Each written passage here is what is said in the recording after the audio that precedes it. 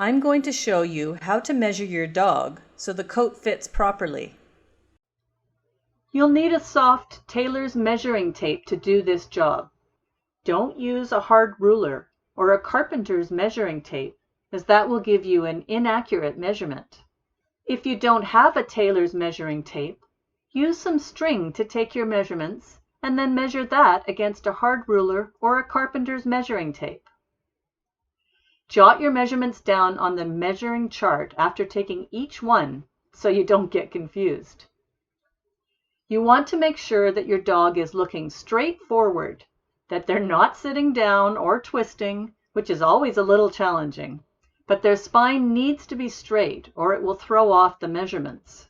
There are several measurements that I typically take when making a custom fit dog coat.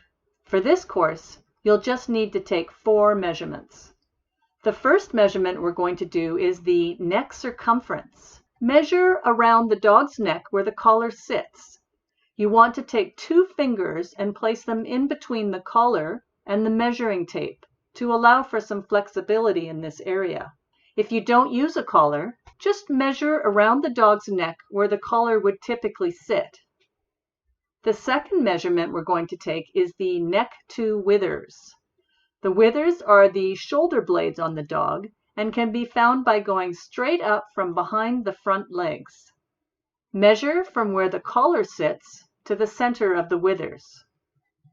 The third measurement we're going to do is the withers to tail.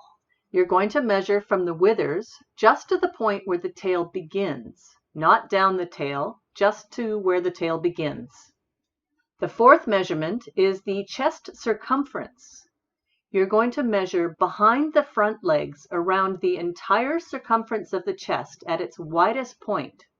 And again, you're going to use 2 fingers between the dog and the measuring tape to allow for some flexibility. The fifth measurement is the front height. You're going to start from where the collar sits and go through the front legs to the chest. So I'll show you from the side first. You measure from the dog's collar through the front legs and down to the widest point on the chest. This should be around the same point where you took the chest circumference measurement. Now I'll show you from the front so you can see what I'm doing from that angle. Start from where the collar sits, go through the front legs to the widest point on the chest. The sixth measurement is the belly length. You're going to start from behind the front legs and go to in front of the back legs. You don't need to follow the curve of the belly, just go straight across. But again, make sure your dog is looking forward. The seventh measurement is the front leg.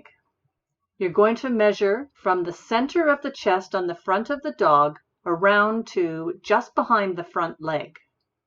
The eighth measurement is the back sitting bone. You're going to start from just in front of the back leg and go around the back of the dog to right below the tail. The ninth measurement is the coat length. You're going to measure from the center of the dog's spine down to the point where you would like the coat length to be. Typically this sits to about mid to lower side.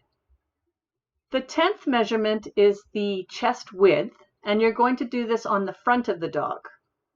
Measure across at the widest point on the dog's chest, just to the outside of the front legs.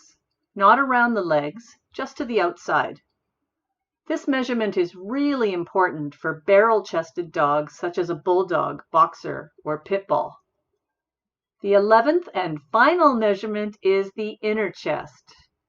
You're going to measure the chest just inside that little space in between the front legs.